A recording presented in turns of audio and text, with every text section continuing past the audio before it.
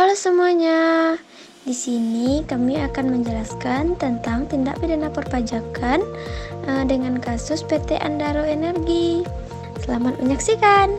Tentang tindak pidana perpajakan PT Adaro Energi. Tindak pidana perpajakan merupakan suatu perbuatan yang melanggar peraturan perundang-undangan pajak yang menimbulkan kerugian keuangan negara, di mana pelakunya diancam dengan hukuman pidana. Kasus PT Adaro Energi. Modus manipulasi penggelapan pajak yang dilakukan PT Adaro yakni menjual batu bara jauh di bawah harga pasaran. Penjualan dilakukan kepada salah satu anak perusahaan Adaro sendiri yang ada di Singapura.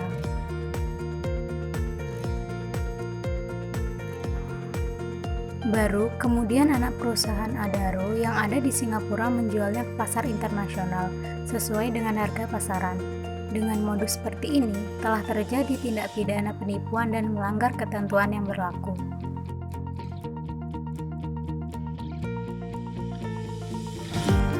Kronologi kasus dari tindak pidana perpajakan PT Adaro Energi.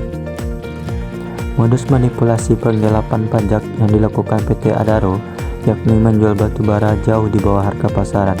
Penjualan dilakukan kepada salah satu anak perusahaan Adaro sendiri yang ada di Singapura.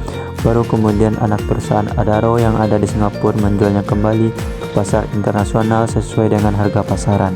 Jadi praktiknya Adaro menjual batu bara ke PT Koltrat Singapura. Perusahaan Koltrat adalah anak perusahaan Adaro sendiri. Dengan menetapkan harga jualnya murah sekali, sekarang harga pasaran $100 per ton. Tapi Adaro hanya menjual ke Koltrat $23 per ton. Harganya tidak ada seperempatnya. Ini hanya untuk manipulasi pajak, sehingga pajak yang harus dibayar ke pemerintah Indonesia hanya sedikit. Dengan modus seperti itu, Adaro mendapat keuntungan berlipat-lipat lewat anak perusahaannya. Berdasarkan laporan Global Witness, pemasukan pajak RI berkurang hampir 14 juta US dollar setiap tahunnya. PT Andaro Energi berkewajiban membayar pajak kepada pemerintah 40% plus 13,5% dari $100 per ton.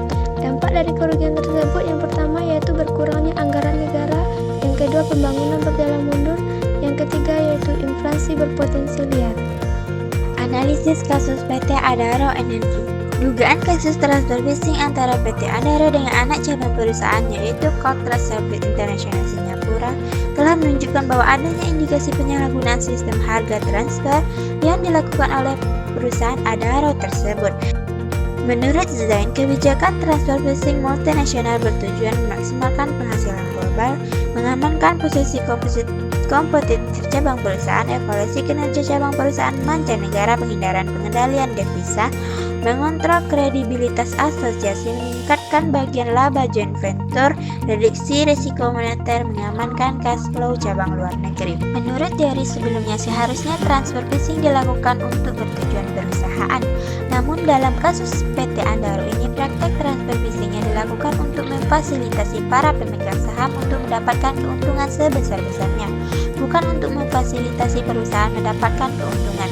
Ketika para individu atau pemegang saham ini hanya memfokuskan pada keuntungan individu tanpa memperhatikan keuntungan perusahaan, maka tujuan dari dilaksanakannya sistem harga transfer ini pun menjadi tidak bisa dicapai, serta sistem harga transfer yang dijalankan pun menjadi disfungsional.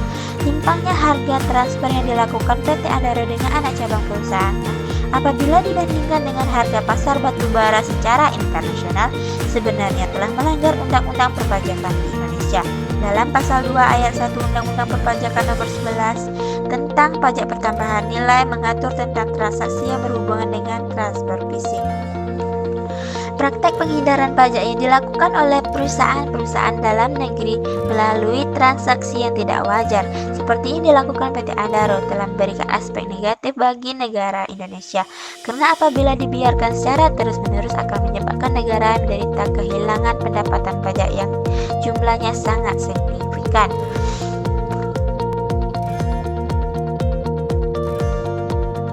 LSM International Global Witness yang bergerak di isu lingkungan hidup menerbitkan laporan investasi dugaan penggelapan pajak perusahaan Adaro Energi, di mana Adaro diindikasi melarikan pendapatan dan labanya ke luar negeri, sehingga dapat menekan pajak yang dibayarkan kepada pemerintah Indonesia. Hal tersebut bertujuan untuk menghindari kewajiban pajak yang telah dilakukan sejak tahun 2009 sampai dengan tahun 2017 sehingga mereka membayar pajak dengan harga yang lebih rendah. Berdasarkan UU KUP pasal 38, 39, dan 39A, kasus PT Adaro Energi digolongkan ke dalam tindak pidana yang berkaitan dengan pengisian dan penyampaian SPT.